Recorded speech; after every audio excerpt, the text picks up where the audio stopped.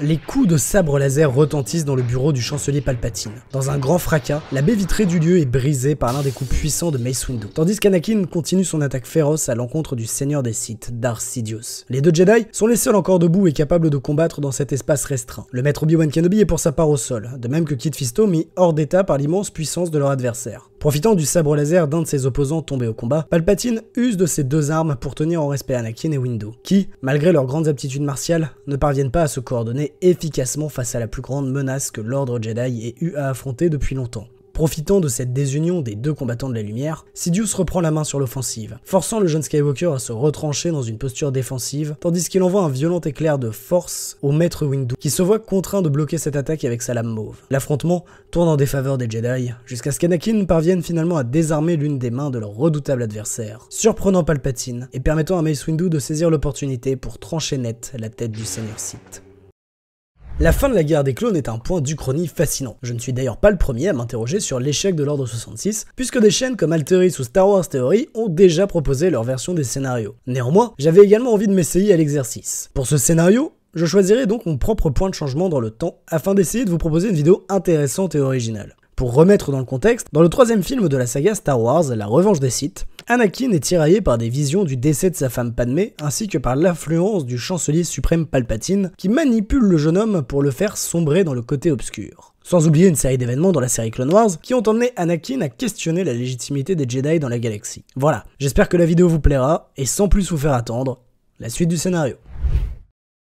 Dans les quartiers de méditation du grand maître Yoda, après une longue discussion, Anakin finit par avouer à l'ancien Jedi sa relation avec la sénatrice Padmé Amidala. En vérité, le maître de l'ordre n'est guère surpris. Après tout, il avait conscience des émotions d'Anakin, ainsi que de son tempérament particulier. Aussi, il prend le temps d'aider le jeune Skywalker à analyser ses visions, et lui fait la promesse que l'ordre Jedi fera tout son possible pour soigner et guérir Padmé si nécessaire pendant sa grossesse. Des paroles qui soulagent Anakin, et qui renforcent quelque peu sa confiance envers l'ordre de la lumière. Cependant, ce n'est pas le seul sujet qui est mis sur la table, puisque le jeune chevalier Jedi aborde également la question de son ancien padawan, de son sentiment d'injustice, de ne pas être maître, et de sa relation particulière avec le chancelier Palpatine. Après une longue discussion entre les deux Jedi, le grand maître Yoda convoque une réunion du Conseil Jedi, pour que Skywalker puisse parler des éléments qui le perturbent, tout en gardant de côté sa relation avec la sénatrice. Aussi, ce n'est pas sans appréhension qu'Anakin finit par discuter avec l'ensemble du Conseil Jedi, qui prend alors la mesure de la situation. En effet, ça ne fait plus aucun doute pour les maîtres les plus avisés de l'ordre, comme Mace Windu, Obi-Wan, Plo Koon ou Yoda. Palpatine est un seigneur Sith. Les aveux d'Anakin envers Yoda, ainsi que l'exposition de son ressenti au Conseil Jedi, permettent à l'ordre de percevoir la véritable menace qui plane sur l'ensemble des Jedi dispersés dans la galaxie. Malgré cela, c'est lorsque le jeune Skywalker parle de la tragédie de Dark Plagueis le Sage que le Conseil est certain de la culpabilité du chancelier.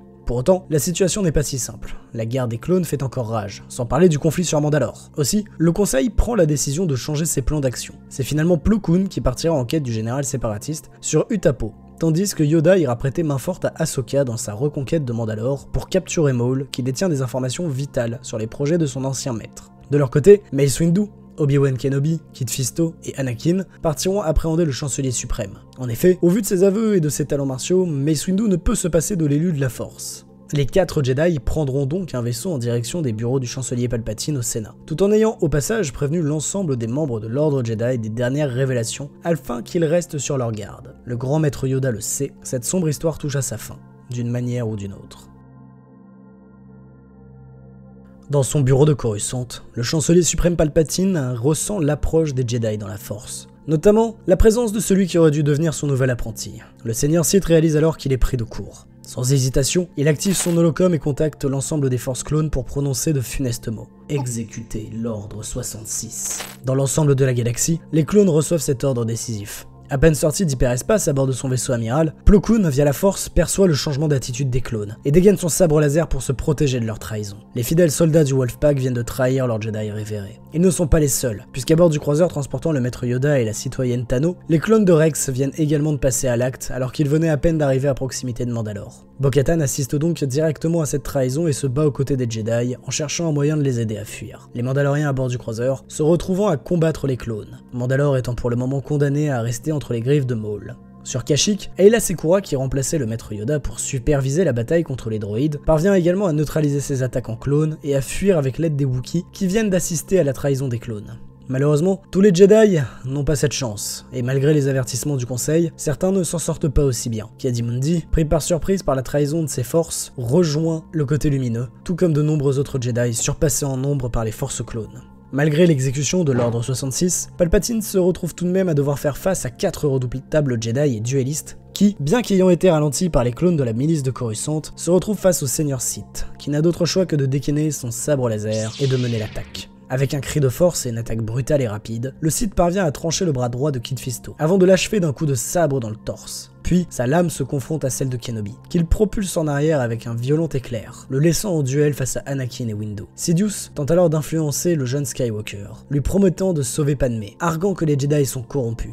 Cependant, Anakin, ici, n'a jamais été aussi déterminé à stopper le chancelier suprême, surtout après avoir assisté à la trahison des clones, et c'est après un duel acharné que la tête de Palpatine finit par rouler au sol, grâce au coup de Mace Windu. Malheureusement, la galaxie vient de changer drastiquement de chemin. En effet, ici le général Grievous n'a pas été stoppé, de même que Maul sur Mandalore. Les leaders séparatistes sont encore vivants, et l'armée des clones continue de traquer les Jedi.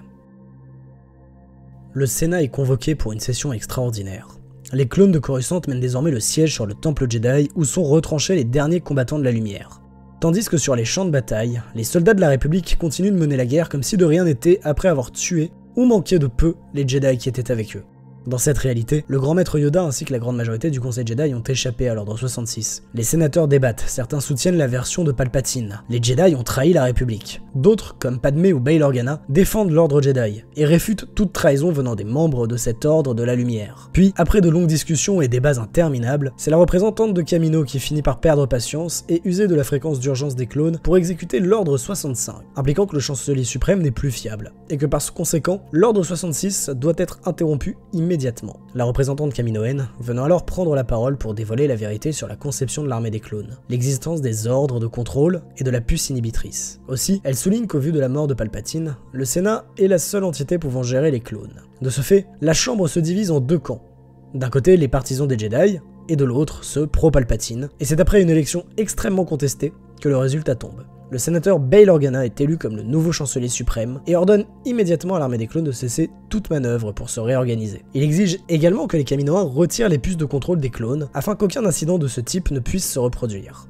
Puis, une fois les effusions de sang stoppées, les Jedi sont appelés à témoigner pour donner leur version des faits. La révélation sur la véritable nature de l'ancien chancelier suprême choquera grandement une majorité du Sénat, bien que d'autres politiciens ne voient pas de problème à l'existence d'un Sith au Sénat. Pour autant, le choc de cette trahison des clones ainsi que le nombre important de Jedi morts pendant ce tragique événement pousse le Conseil de l'Ordre à remettre en question leur rôle dans la guerre ainsi que sur le champ de bataille. Et comme ils l'avaient fait des milliers d'années auparavant, ils prennent la décision de se retirer de Coruscant pour regagner l'un de leurs mondes ancestrales, Tython. Peu de temps après la décision des Jedi de regagner Tython, Anakin Skywalker quittera l'Ordre, secoué par ce qu'il avait presque provoqué ainsi que par la trahison des clones de Palpatine. Il décidera d'abandonner le sabre laser pour vivre une vie ordinaire aux côtés de son épouse et de leurs 2 enfants.